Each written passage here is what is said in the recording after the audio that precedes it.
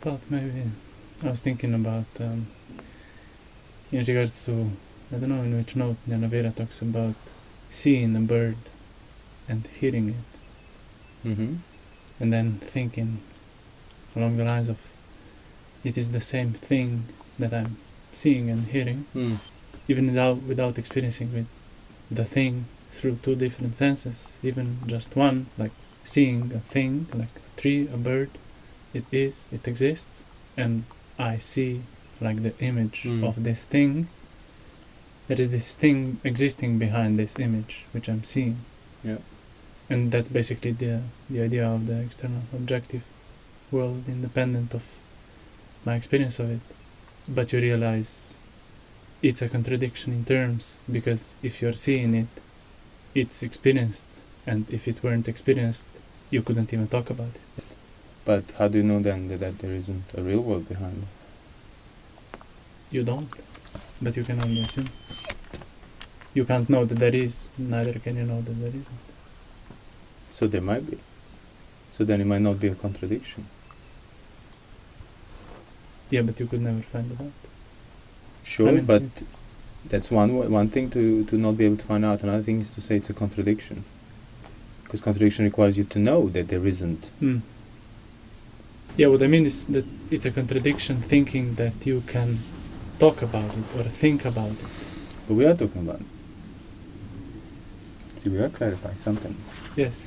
That external world that you cannot know as independent of your experience, that you can only know on the basis of your experience. Yes, there is a contradictory aspect to something. What I'm saying is, you can't say there isn't that world out there, because you don't know that, and you can't say that there is, because you don't know that. All you know is the result of the experience. Because see, you can start saying, no, there is the public world. Form and objects of the senses are real as such. We all perceive them as collectively. In my experience, it's just the sensory impingements of these forms. Now you could say, oh, there isn't such a world. It's all in my mind. It's all my experience. Such world cannot exist. But that would also be wrong now to say. Yeah. So both go a bit too far. So where is the contradictory aspect in regard to those two statements? What is the contradiction? So it's not the existence or non-existence of the world, because that cannot be known. So you don't know whether there is something outside of yourself or there isn't. The mistake is this, in that statement, this self, this extra-temporal. Yeah, so the emphasis is on your conceivings, and the mistake there is, see, I don't know whether there is something outside or not. Means I am assuming outside. Exactly. I just cannot decide on the content of that outside. Yeah. Yet that outside assumption is only known on the basis of this internal experience by me. So the notion of outside is a contradiction in terms. Not the world or not the world, or the world exists or doesn't exist, or both exist or neither exists. And that's exactly what the Buddha would not answer those questions in the suttas. Oh, is the world eternal? Does it exist on its own, independent of our experiences and the individuals? Does it carry on its own? Or is the world then not eternal? And he wouldn't answer that, because either way you assume the outside. You assume there is this space outside of your experience as a whole, outside of your sixth sense base, which is then populated by these forms and so on, or not. So just the conceiving of outside in the basis of your statement, there is the world outside, there isn't the world outside, your conceiving of the outside is the problem. That's the contradiction. Yeah, so the the fact that you think that you can refer to it, would you not say that? Well, no. You can refer to it, you can think it, but you don't necessarily have to conceive it as an outside as first and this second to it. You have to start seeing it as a phenomenon. So when you're referring to the outside, you recognize that that's within. So the point where I'm kind of trying to sort of emphasize here is, you should not start believing that I must stop thinking about outside, because every thinking of outside is the conceiving. You can't stop thinking about outside. You are the outside. You are the perversion of perception, so to speak, of the ownership. But what you can do is start recognizing that the phenomenon of outside of this experience, as real as it is, whichever way it feels, whichever way it's perceived, is within the enduring experience as a whole. So instead of trying to manipulate how you refer to outside, you actually want to develop a greater context that includes even the most external sense of experience that you might have in regard to sight, sound, smell, taste, touches. Oh, but that's as such is real, and as such a phenomenon, it's my experience as a whole. It's the 5 aggregates. So you want to broaden your context as opposed to fix the notion of outside. When Kanavira talks about this analogy of a parasite, like the parasite is real, like as such, in the sense. So it's not denying that there is a parasite. No, it's really seeing it as a parasite, and that means exactly putting it in the context, putting it against the right backdrop, so to speak. And right backdrop would be that. Hold on, I have the notion outside. The world exists after me. The world will continue existing. The world existed before. But all those notions are on the basis of conceiving outside of this experience as a whole, yet they are experience as a whole. I mean, when you say, oh, the world will exist after my death, that is your thought here and now, what you are confined with, what you are experiencing it within these 5 aggregates. You're still thinking your thoughts on the basis of your 6 sense-based experience, and as such, that is within the enduring 5 aggregates. But like ignorance is beginning this, so you already are like doing. It's not like It's not like you didn't do it and then you started one morning. And that's the whole like mula paraya, like conceiving. It is exactly. Yeah. So he conceives in apart from. He conceives as mine fundamentally. So all these subtle conceivings of outside, first is second is first. In all areas of your 5 sense experience and 6 and the mind, all that kind of adds up because it's beginningless, and the practical result of that is me and the world. Things that are mine and I am, sense of ownership, sense of self. That's the result of these conceivings. But again, if you read the Mula Paraya Sutta, again somebody might assume, okay, so I must individually undo these little things. That's impossible. They're just subtle aspects that precede your attitude of mind. So, undo the attitude of mind in regard to the 5 sense base and the thoughts. Undo the attitude just to the extent of mind. So you're not undoing the thoughts. Just there is a thought of the external world. Undo here and now ownership of the experience as a whole in regard to the thought of the external world. That will maintain the balance of thoughts, sights, sound, smell, taste, touches, and in them is just thoughts, sights, sound, smell, taste, touches. That's it. Not too much, not too little. But it all converges on that sense of mind. So you want to fulfill the Mula Paraya Sutta, you basically practice not mine in regard to everything top to bottom. Past, future, present, doesn't matter in what direction. Whatever has arisen, whatever is real as such, as an image, as a feeling, as a perception, not mine to the extent that for as long as it endures, it won't be mine. And then the next thing, and then the next thing, and then the next thing. Yeah. And you would have diminished all of the conceivings from Mula Paraya Sutta. So what would be a necessary prerequisite for practicing not mine in regard to everything, sight, sound, smell, taste, touches, thoughts, while they endure? What would be the necessary prerequisite? What do you have to do in order for this practice to even become intelligible? Establish virtue. Yeah, and I'll keep talking about it for as long as I live. Because it's easy to hear this, okay, so I'll start doing this, yet your whole physical behavior, verbal behavior remains completely unpurified, still polluted, not cleared from blemishes. Those are the contradictions of mind, of outside, of lust, aversion, delusion.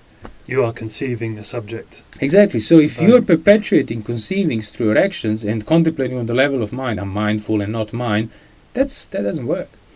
Yeah, basically you have to recognize that your views are the result perpetuated through your actions. Exactly. And the result of those actions. And they're much more coarse and could not even be recognized as views until you stop acting in those ways. Absolutely. And only when you stop acting in those ways can you recognize, oh, actually just by doing that, without even thinking about it, that's the view that I'm affirming, basically. Yeah. Through development of virtue and sense restraint, you are then looking at the bigger picture. And now if within that you start making effort to cultivate the attitude of not mine, in, as I said, in whatever's felt, whatever's perceived. So again, it's not about shaping, manipulating or changing what is felt or what is perceived. It's about extending the attitude of not mine in regard to the whatever precious felt, whatever perception is being perceived. So I shall guard the attitude of not mine. That's it. That's my work. That's my threshold. I don't go past that point. That's the gateway. And you can. That's exactly why the Buddha then did encourage the noble disciples, Sotapannas or higher, who have sort of accomplished themselves in virtue, sense restraint. He said, okay, you should thus go around your day-to-day existence, and whatever you experience, you should regard, this is not mine, this is not I am. And the reason why it's in that order, this is not mine, this is not I am, it's because your sense of I am, your sense of self, is the result of unquestioned ownership and taking things as mine, the attitude of mine for me. And attitude of mine is the result of attitude for me. So that's like a subtle refinement of the same thing. So, not for me, not mine, not I am. Do I need to repeat it as a mantra? No. I need to repeat it if I forgot about it. But even then, I don't do it for the sake of repeating it. I do it for the sake of re-establishing that context of, oh, not mine. Not for me. In regard, not for me, exactly. So there is this feeling present, and that is trying to pressure me to act. Not for me, the pressure to act. Not like, oh, not mine, feeling impermanent and anicca. No. Don't try and get rid of it. It's permanent. It's real. It's going to pressure me forever. Yeah. That's not a problem. The problem is if I take it as mine at any point of that eternity, that's when it becomes a problem. If I don't take it as mine, well, eternity is seen as impermanent. Is seen as unownable. So what's the problem? So you are free from the eternal samsara. There you go. So the world is presented as for you. It's pointing at you, pressuring you, trying to move you, feelings, things that, as I said, you perceive, memories, future plans, doesn't matter. It's all for me, and you just take for granted that, oh, there must be this me, there must be this guy there that all these things point at. But if you realize, well, that's another thought, that's for me. Conceiving. The image of myself, the image of a guy there, the owner of this, is another thing that's for me, which means, oh, so I could actually disown him. People always asking, is there that external world, or is it just the mind, or where am I in position of this world that lasts forever, that goes through these cycles, and then when I die, and then I go to this realm and that realm, I travel within that, and so on, and this and that and the other. The answer to all of those questions is there is suffering and there is freedom from it. If you have such questions after you would have fully resolved liability to suffering, so after you're an arahant, then you can come and we can talk about it. Everything else there is that is a complete waste of time. That monk disrobes, doesn't he? He disrobes, he says the Buddha's wrong or something like that. And, I will disrobe, or unless the Buddha tells me whether the world is external, eternal or not. And then the Buddha says, well, did I ever say I was going to tell you those things? Yeah, come and I'll tell you that, Yeah, it's that simile of the arrow. You get shot, a person gets shot by somebody, they bring a surgeon that's really there, right there, and to treat him and save his life by pulling the arrow, dealing with what must be dealt there and then, without wasting any time. But he won't let him do that. He won't follow his instruction to get the arrow out until he finds out who shot him, why he shot him, how tall was the person that shot him, what was his political affiliation, what was his religion, Why did he shoot him? What was his childhood? What were the reasons for it? So And then he dies. yeah. Bleeds out. So the only reason he's asking those questions is because he has been shot. Yeah. Yeah. He's suffering. Yeah. I need to figure it out because I'm suffering. You know, Those questions only arise because those questions are the habits and mental sort of patterns that you developed on a kind of experiencing suffering, not knowing how to deal with it. So coming out of suffering is a broader intention to any intention. For example, asking that question. Yeah. I mean, yeah. It's like Yes. the broadest intention is. Yeah, coming you out realize of- this is whatever. Like, see, if he were to have time to reflect there while he was dying and bleeding out because he shot with an arrow, he would realize, wait, but the only reason I'm asking all these questions is because this arrow hurts me, and the only ways of me in the past dealing with any pain is finding satisfaction through senses or thinking and justifications, assumptions and views. That's the sole reason for those things that I was doing them. It was just to cover up and manage suffering. So there is a surgeon right in front of me who says, no, he can actually save my life, and it seems that he can. And the only thing he's asking me is to refrain wasting time on those questions and actually start practicing. I can have those questions, but no, I'll put them aside. I'll put my mind thinking those questions. I'll put that aside while I'm doing what needs to be done. Yeah, you don't have to get rid of them. Yeah. Yeah. So when people start asking such questions, pretty much the only thing the main thing that would determine whether there can even be a conversation taking place is, do you keep the precepts? Are you celibate? Are you sense restrained? Are you guarding your sense doors? Are you moderate in eating? Yeah. And then you would be able to understand the place where those views are, the roots of those questions. Even if you're mistakenly asking them, you could actually then understand why that is wrong from the point of view of practice. But if a person is not making any effort, or minimal effort, or occasional effort, not purified in virtue, not guarding the sense doors, but is revolving and emphasizing these questions all the time, any answer to that, it's not a practice, it's not a Dhamma, it won't make a difference. That's often like people would kind of have the same attitude towards, what's the Buddhist perspective on doing such and such thing in such and such circumstance? There is no Buddhist. Buddhist perspective is suffering and freedom from it, which means Buddhist perspective is uprooting of the 4 upadanas, uprooting of sensuality, abandoning of desire, overcoming of attachment. That's the Buddhist perspective. Oh yeah, but what do I do like if this happens and I see that? Well, if you're not free from desire, not free from attachment, not free from ownership, whatever you do will be wrong. So the Buddha wouldn't be helping them in any way by indulging. No, he might help them in worldly, like somebody's not interested in practicing the Dhamma and tell me what to do. Well, keep the precepts, be a good person, don't harm others. Do that. But see, they don't ask the questions like that. People usually ask the questions, no, from the Dhamma point of view. No, there is no Dhamma point of view that tells you how to lead your household life. Dhamma point of view tells you have to abandon it. You have to abandon everything, uproot all of the attachment, be free from craving. That's the Dhamma point of view. There's no compromise. Yeah. So if somebody just asks you like an advice how to live a skillful lay life, sure. But don't confuse that for the Dhamma practice or coming from the Dhamma practice, because it doesn't. So also, again with these questions, the principle of sense restraint comes first, applies even to these thoughts, even to these like just mental processes of, who shot me, why he shot me, and all of these things. Like, wait, but see, in order to overcome the pain because of which I'm asking these questions, I need to stop emphasizing those questions first. It's reminds me of the scratching. You're just scratching. Yes, it's exactly scratching the mind. That's the next question. It's a scratch, exactly. Yeah. So you have your physical scratches and so on, verbal ones, but yeah, this is a mental one, and then it's I have to actually stop, endure the pressure. See, because it's going to be like pressure of doubt.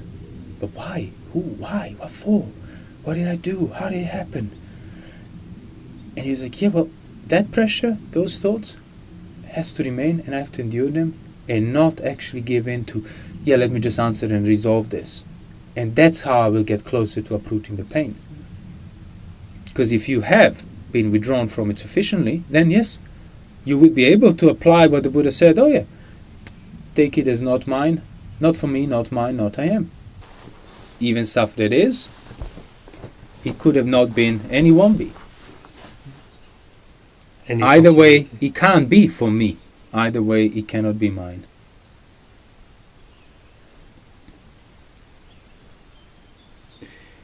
And basically, sense restraint is the necessary basis for even applying, for being able to apply that attitude. Yeah, yeah. Because those things that you have to give up just in order to establish basic sense restraint are the things that you would be most pressured into taking as your own. So, Well, there is a reason exactly that those things always come with the pressure. The ownership needs maintenance, craving. And the only reason, again, that you would go act out of pressure is because it's painful. If you stop and think about it, it's like, wait, but what is so bad in not following sensual desire? Like, why don't I do it just for fun? what? Not follow. Yeah, not follow. Why don't I just for fun be celibate, not eat in the afternoon, live withdrawn from sensual pressures, just for fun? Why don't I do it? And consider everything as not for me. Even leave that for later. Just for fun. Let me just not do those act out of those pressuring things. Why nobody does that just for fun? Well, because it's very painful. I was like, well, that tells you it's a problem. If something is basically forcing you through pain to maintain it, that's that's not a good deal.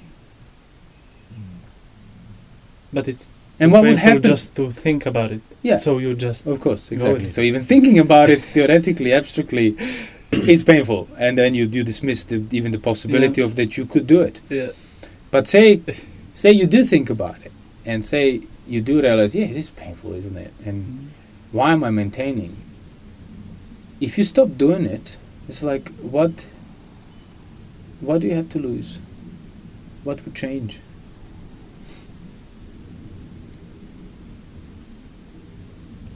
So if you're You not wouldn't acting be out of as- pressuring sensualities, enduring the pressure, feels like all this pain will last forever if I don't scratch the itch, but then you still don't scratch the itch. You're not as liable to it. Well, then the pressure starts to diminish. It has to, and you kind of know even before you start that it would, just maybe not as quickly as you would want it to. But it does start to diminish because it requires your input, it requires fueling, it requires maintenance. And you stop feeding it. And again, that's what Buddha said, it is possible, even for an outsider, outside of his teaching, his dispensation, to become fully free from this sensuality. Through not feeding it, overcome the pressure, and see the actual ridiculous, trapping, devious nature of it, and be completely dispassionate towards it. See it as a trap. A ridiculous trap.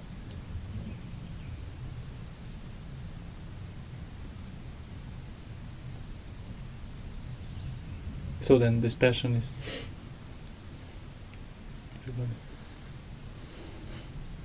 directly proportional to your seeing of the trap, of the nature of the trap of the thing. Yeah, but I think practically you could say dispassion is directly proportional to your ability to endure the pain And of that the pressure. would reveal the and nature that of would then it. reveal Yeah. the views. Yeah. Yeah.